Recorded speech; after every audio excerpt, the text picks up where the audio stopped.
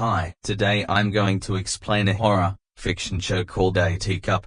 Spoilers ahead, watch out and take care. The story opens in the woods of Georgia where a mysterious and bloodied woman panics while attempting to remove her restraints. She rubs the zip tie around her wrists on a rock to create friction, but she soon stops, as if some spirit possessed her, and mumbles a murder maker, among several other random words. The woman comes back to her senses moments later and resumes rubbing her restraints on the rock. Meanwhile, a black dog, presumably feral, watches on as the woman successfully snaps off the zip tie and flees. Nearby, on a rural farmhouse owned by the Chenoweth family, the family matriarch Maggie entraps a bug with a teacup on a window. She then ushers her son, Arlo, over and they listen to the insect buzzing inside the teacup. Once the fun is over, she invites Arlo to join her outside to release the bug, but he declines the offer. This annoys Maggie, but she doesn't say anything to her son. While on her way outside, she pokes her head into the room of her teenage daughter, Meryl, and playfully teases her. Downstairs, Maggie's mother-in-law, Elle, cooks in the kitchen while singing along with the radio. The song suddenly transforms into a high-pitched, almost static-like noise before reverting to the tune. Outside the house, Maggie bumps into her husband, James, and they chat about how their horses were restless last night. The conversation then pivots to Maggie being mad at his mother for some reason. It is also obvious that there is some unresolved marital tension between the two that Maggie refuses to address. Shortly afterwards, she releases the insect for Arlo's enjoyment, but the boy is busy looking at one of their goats making a beeline for the nearby woods. He soon follows the animal while Maggie visits the horses in the stables, who are still inexplicably spooked. As Arlo searches for the goat in the woods, the mysterious woman from earlier lurks nearby among the trees. Inside the farmhouse, Maggie chats with her mother-in-law, Ellen. From their conversation it is revealed that Ellen has multiple sclerosis, and she smokes weed to alleviate her symptoms. Maggie wasn't thrilled about Ellen staying with them, but now apologizes for behaving coldly when they first met. Soon afterwards, Maggie notices that Arlo is not in his room. She informs everyone about this, but before the family can respond, a truck arrives in their front yard. It's their neighbors, the Shanleys, Father Reuben, Mother Valerie and son Nicholas, who seem to be extremely worried as their horse needs immediate medical attention. It is then revealed that Maggie is an equine veterinarian. Apparently, the horse got spooked and impaled itself on a fence. While Maggie gets to work, neighbor Valeria Shanley seems to be on edge. It is revealed that James had a brief affair with Valeria. Maggie knows that her husband had cheated but doesn't know with whom. In the woods, Arlo has a scary run-in with the mysterious possessed lady from before. She knocks out the boy and stands over his body, still chanting random words in Spanish and English. She then leans in closer to his face and opens her mouth. This causes a spectrum of colors to swarm through her eyeballs, and they transfer over to Arlo's eyes. Back at the farm, another neighbor, Donald, arrives to warn everyone about a rabid dog he saw. Everybody begins arguing how they should rescue Arlo when suddenly the boy wanders back home with scratch marks all over his arms. He's mumbling a strange sequence of words: buzz, goat, wasp, fine man, strange, murder maker, run, ran, hide. After yapping for a good minute, the boy collapses in his mother's arms. The scene then shifts to the woods where the bloody mysterious lady is attacked by the rabid dog. On the other hand, a car pulls up just down the road from the farm. A figure, decked in a gas mask, then emerges from inside and paints a blue line, separating the farmland from the rest of the area. Elsewhere, the families gathered at the farm notice the lights in the area flickering while Donald's dog also won't stop barking at the woods. They want to take Arlo to the hospital, but none of their cars are working. On top of that, no one's phone has any signal. This worries everyone and they ultimately decide to go back into the Chenoweth house for the time being. But Donald points out that someone hurt Arlo,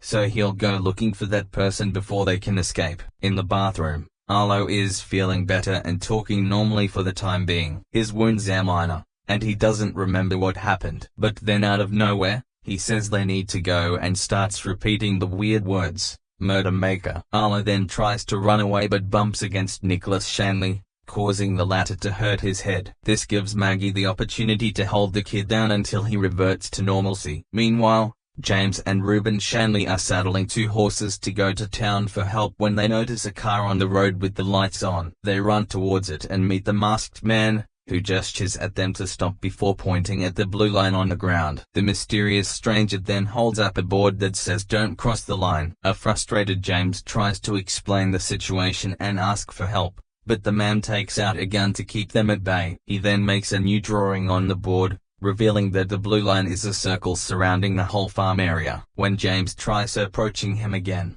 the man fires a warning shot. Back in the house, Arlo suddenly grabs some scissors to attack Maggie while repeating the weird words, but she bravely blocks the door to stop him from leaving again. She then disarms him and holds him until he goes back to normal. Arlo, now back to his senses, admits he's scared, so Maggie sings him a comforting song. As the kid sings along, he puts a bunch of marbles on the floor and places an inverted teacup on top of them. He then grabs a dictionary from nearby and points at the word trap. The little boy tells Maggie that the man in his head is telling them to hide because something is coming and it kills everything in its way. Back in the woods, Donald is looking around for the attacker when he suddenly trips on something. He gathers himself up and looks down, only to notice the dead body of the possessed woman from earlier. Donald had dropped his gun while falling, and when he turns around to look for it, he finds the big black dog growling at him. This frightens the poor guy and he starts walking away slowly, but the dog chases after him anyway. They soon reach the area where his friends and the masked man are standing, and Donald goes through the fence to escape. Unfortunately, he falls, and the dog lunges right on top of him to attack. A violent struggle then ensues, where both of them go back and forth at each other, but Donald eventually gains the upper hand and manages to throw the dog off across the blue line. To everyone's horror, the dog's bones start coming out of his body until it dies. The masked man then puts his board up again, reminding them not to cross the line. James demands an explanation, but the masked man only writes "Don't trust anyone" and leaves in his car. At the Chenoweth household, Claire announces that she's going home with her dog because she has a landline phone which might still be working. The men spot her while returning and try to warn her, but it's too late. As soon as Claire crosses the line, her bones snap out, killing her in mere seconds. A horrified Donald tries to reach his wife across the line, but his hand starts losing skin. This prompts the others to quickly pull him back before any serious damage is done. The scene shifts to the next morning where Donald is still sitting outside, staring at his wife's body. Inside the house,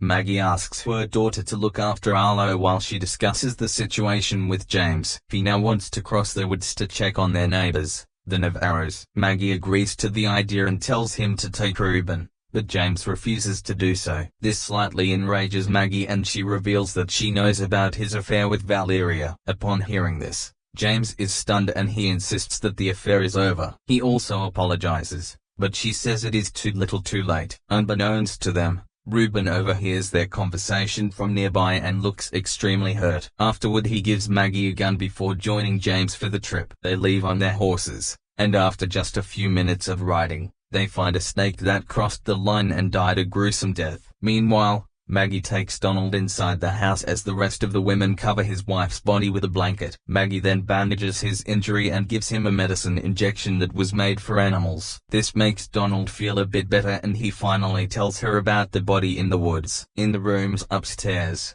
Meryl and Nicholas find Arlo learning words from a dictionary. They ask who he is, and the little boy replies that he is the Harbinger. He also creepily says that the real Arlo is asleep and resting. As the Harbinger continues talking, he says that they are trapped and suddenly grabs Meryl's hand. He pulls her, insisting that all of them must hide or die. In the struggle, Meryl falls over and knocks a glass of water that spills over a nearby rainbow drawing. The spilled colors suddenly seem to give the Harbinger an idea, and he hopefully says that they aren't truly trapped. He now tries to take Meryl out with him, but she doesn't let him go anywhere. At this moment, Arlo takes control of his body and tells Meryl she must listen to the Harbinger because someone called the assassin is coming. The other two kids are skeptical, but after a lot of insistence, they decide to follow him into the woods. Nicholas brings a knife just in case they encounter any unfortunate situation. Soon after, the Harbinger takes control of Arlo's body and leads them to a spot where the ground looks burnt up and several animals are lying dead. He then points to the sky and, using his limited vocabulary,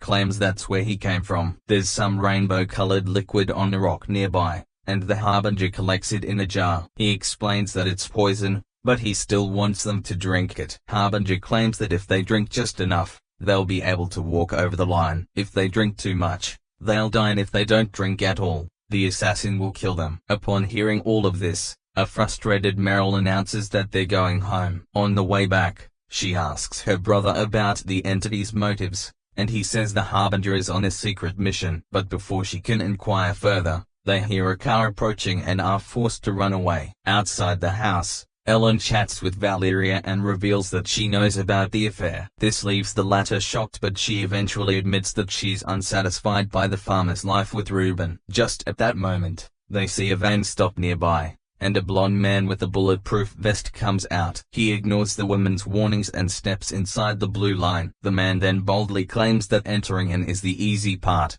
but leaving is the problem. In the meantime, Ruben and James reach the Navarro's house and split to search the area. Ruben soon comes across the dogs staring at the nearby silo's door and scares them off before heading in. James, on the other hand, finds the neighbors' dead bodies. He then enters the house where he finds yet another body. Suddenly, he hears something in the basement, and when he steps on the stairs, someone drags him and pulls him down. At the same time, Maggie goes into the forest to look for the body Donald saw and recognizes the woman as Carmen Navarro.